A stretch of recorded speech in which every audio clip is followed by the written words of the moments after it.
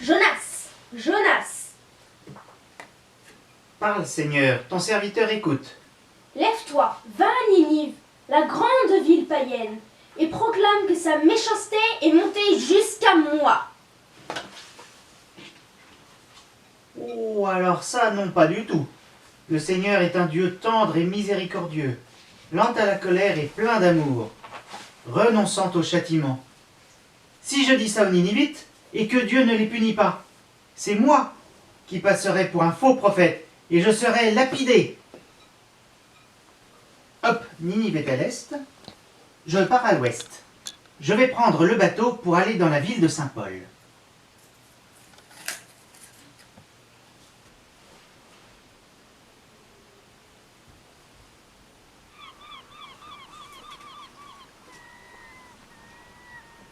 Bonjour, capitaine.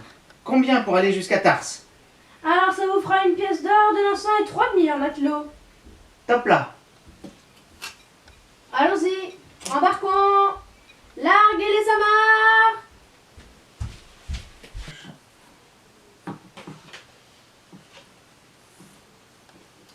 Oh! Oh! Jonas s'est trompé de côté. Allez la mer, secouez-le un petit peu. Mais attention, à ne pas le faire couler. Quelle est cette tempête mystérieuse? Météo Judet prévoyait une mer d'huile de foie de morue. Oh, ma divinité, que dois-je faire pour calmer la mer? Offre-lui notre cargaison de blé et de vin en offrande. Mais où est-il, notre passager? Capitaine, il dort sur le coussin. Qu'est-ce que tu fais? Tu dors? Lève-toi, invoque ton Dieu, peut-être que ce Dieu s'occupera de nous pour nous empêcher de périr. Tirons à la courte paille pour savoir à qui nous devons ce malheur. Excellente idée. À vos vœux. J'ai de la chance. Encore une fois, ça tombe sur moi. Dis donc, d'où nous vient-il ce malheur? Quel est ton métier? D'où viens-tu? Quel est ton pays? De quel peuple es-tu? Je suis hébreu, moi. Je crains le Seigneur, le Dieu du ciel qui a fait la mer et la terre ferme. Qu'est-ce que tu as fait là? Qu'est-ce que nous devons faire de toi pour que la mer se calme autour de nous? Prenez-moi, jetez-moi à la mer pour que la mer se calme autour de vous, car, je le reconnais, c'est à cause de moi que cette grande tempête vous assaille. Essayons de ramer jusqu'à la terre. Impossible. La mer est de plus en plus furieuse. Ah Seigneur, ne nous fais pas mourir à cause de cet homme, et ne nous rends pas responsables de la mort d'un innocent, car toi, tu es le Seigneur. Ce que tu as voulu, tu l'as fait. Allez toi, viens par ici, jetons-le à la mer. Viens par ici.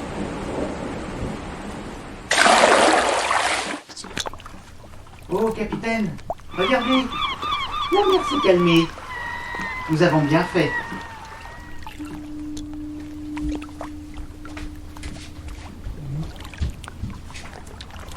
Seigneur, je me noie.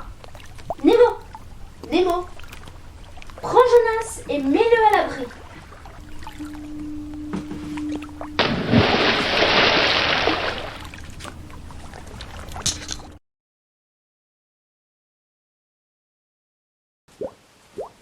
Dans ma détresse, je crie vers le Seigneur, et lui me répond.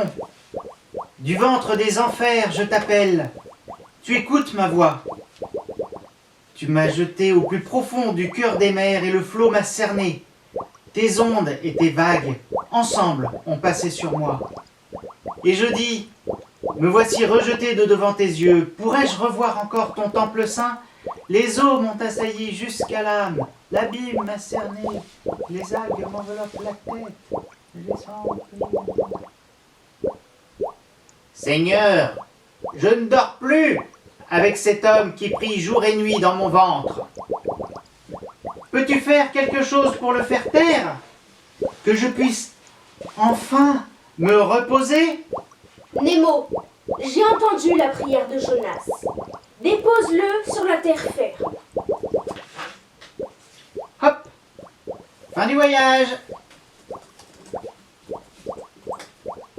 Bon débarras!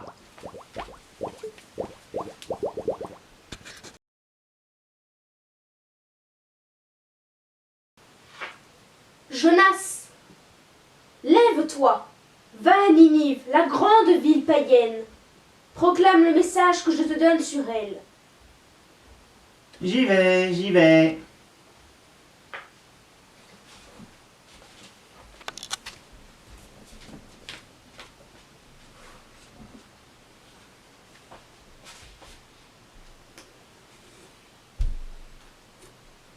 Quelle grande ville! Eh oui, Jonas, il faut 3 jours pour la traverser à pied. Oyez, oyez, méchantes gens! Encore 40 jours, et Ninive sera détruite. Encore 40 jours, et Ninive sera détruite. Vite, convertissons-nous! Dieu nous écoutera si nous jeûnons. Il nous reste 40 jours!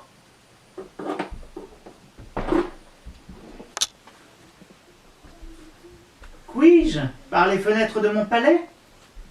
Dieu veut détruire Ninive? Malheur à nous!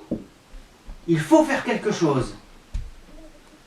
Déjà, montrer l'exemple au peuple. Qu'on m'apporte une toile à sac et qu'on mette de la cendre sur l'assise de mon trône.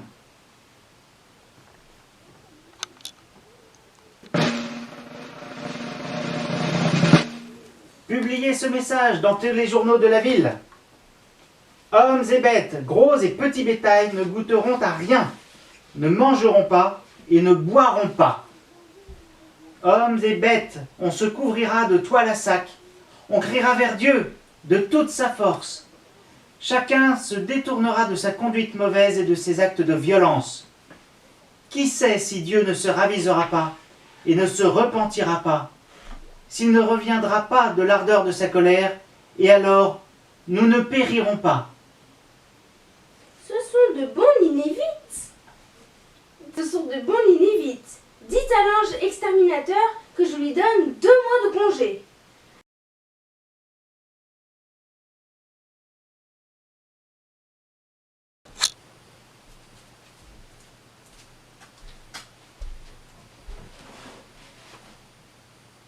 Eh bien, et la destruction de Ninive alors? Ah, Seigneur, je l'avais bien dit, lorsque j'étais encore dans mon pays. C'est pour cela que je m'étais d'abord enfui à Tars.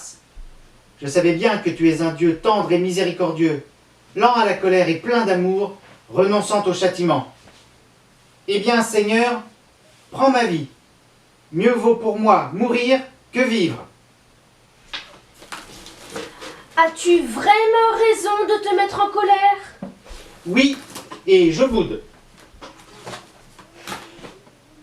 Je vais me construire une cabane et me mettre à l'ombre pour voir ce qui va arriver dans la ville.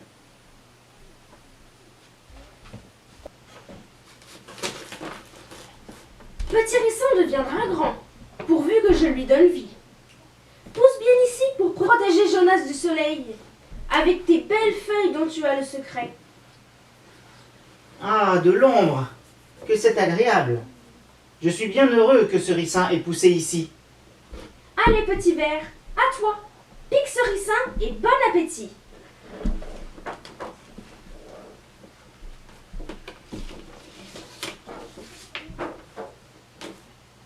Vent d'Est, chaud et sec, souffle un peu sur cette cabane et montre-lui à Jonas de quoi tu es capable.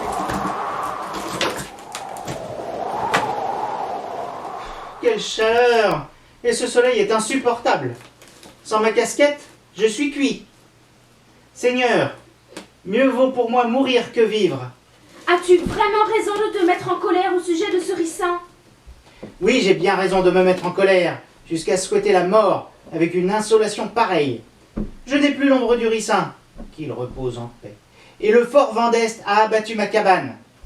Toi, tu as eu pitié de ce ricin, qui ne t'a coûté aucun travail et que tu n'as pas fait grandir, qui a poussé en une nuit, et en une nuit a disparu. Et moi, comment n'aurais-je pas eu pitié de Ninive? La grande ville où, sans compter une foule d'animaux, il y a plus de 120 000 enfants de moins de 4 ans qui ne distinguent pas encore leur droite de leur gauche.